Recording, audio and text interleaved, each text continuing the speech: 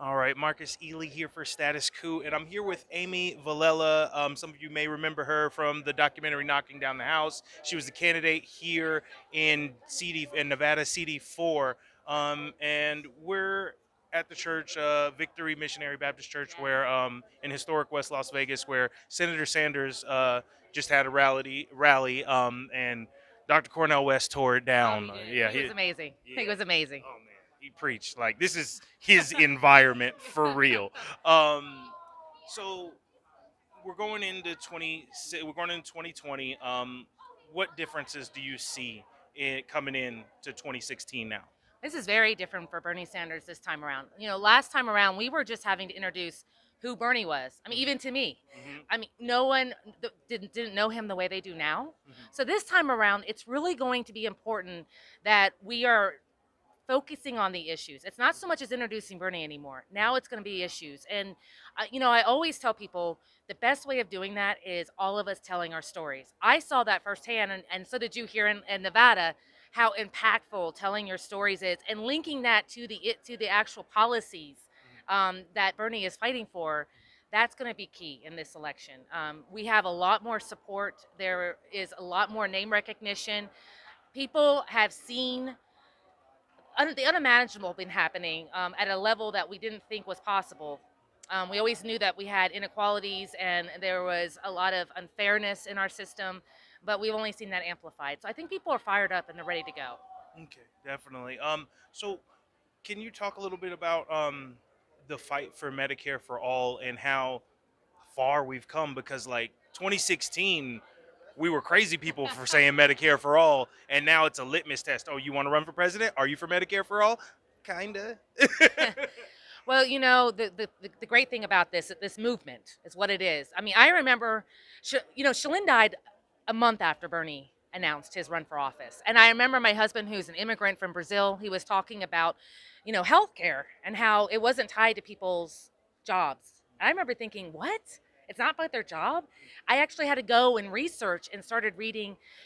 We've taken it from the point where no one understood, and it was crazy talk back in 2016, to where now at the presidential debate, the question every candidate's being asked is not only do you support Medicare for all, but are you willing to eliminate the for-profit healthcare insurance industry? The American people want it. We see more support now than it's ever garnered before. And it's even more Republicans want a form of universal health care than don't. So we have seen the amount of support grow exponentially. We have to continue now taking that support and put that into action. We need to be mobilizing our community. That is what's going to be key in Bernie Sanders' campaign this time around. We're going to have to mobilize our community, our family, and our friends. Use the Burn app. Make sure that we're actually being engaged in this election. They have power in the political system. They have power in the healthcare industry. What they don't have is the people. And if we unite, we will win. Now, I kind of want to flash forward into the future just a little bit. So let's say inauguration day comes, Bernie Sanders is president. He kind of talked about it up there. Um, he mentioned that there was going to be a lot against him, and anybody that goes for Medicare for all, there's going to be a lot against them. And the one case that I keep making to people over and over and over again is that Bernie has the literal army to make change, Yes. whereas other candidates they don't. They have themselves and they have the ability to play the game. Right. What difference do you think that makes? It's not just the political army, it's the political courage and willpower. You know, Bernie Sanders has talked numerous times in this campaign that he is going to be an active participant in garnering the support and changing the different areas where their leadership is not supporting Medicare for all. He's going to go out and do and talk to the people. So you can liken that to the fireside chats, right, of FDR, right? Where he was educating the population about the issues. This is what Bernie is offering us right now. We have a version of that today and offered by Bernie Sanders. He's actually going to go to the areas and be talking to the constituents and explaining to them how Medicare for All works, why it benefits them, and not only You mean areas like historic West Las Vegas? Right, Your campaign was right around the corner right from around the here. corner from here. Yes. Some people we ain't seen around here. I live around here. We ain't seen them in forever. But that's not, I'm sorry. I'm being petty. Don't stop at my account. I'm just playing.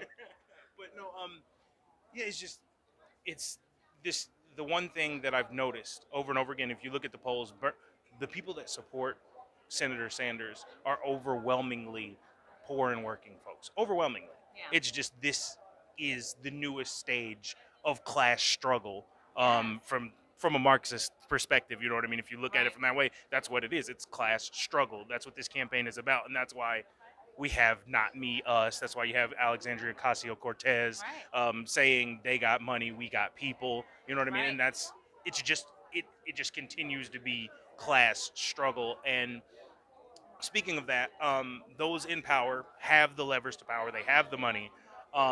One concern that a lot of folks have with the DNC is the virtual caucus, and that's the one thing I'm trying to get a feel for people on right now.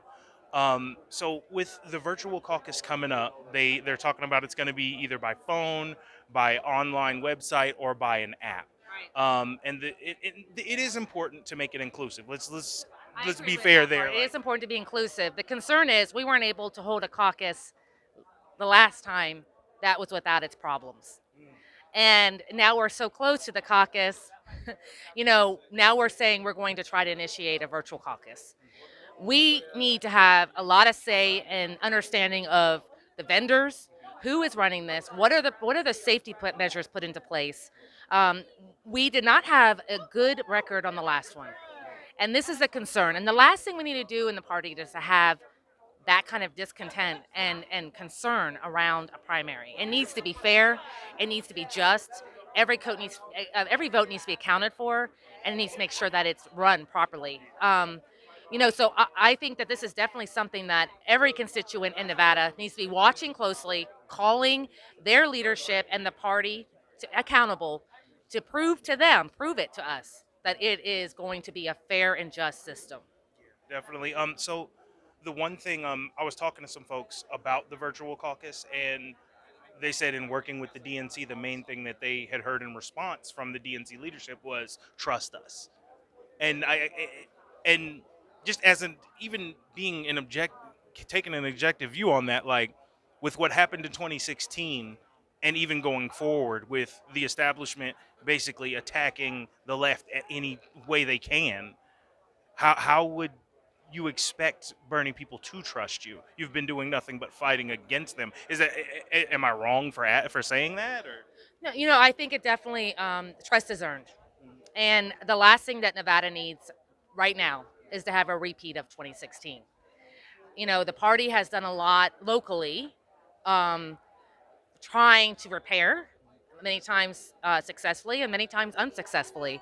There is still a lot of hurt and a lot of division, and so it comes down to it's not enough to say trust us. They need to include progressives in the vendor choices, in making sure that it is a system that we can actually trust in, and I think it's up to them to prove that to us. definitely. Thank you so much, Thank Amy you. Vilela. Good I'm seeing just you gonna again. you too. I'm gonna ask. Are you gonna be running in the future? Is that in your plans? Oh, it most definitely is. It's not this run. I'm gonna be busy with Paula Jean and Cori Bush and of course Senator Sanders, but definitely is in the future. All right, definitely. Thank you so much, Amy. I Good seeing appreciate you. You too. Hope you enjoyed that last video. Hop on over to statuscoup.com where you can sign up for our email list and become a member for as low as $5 to $10 a month. Membership is how we grow. That's statuscoup.com/join. And remember, join our email list so we can grow the revolution with you.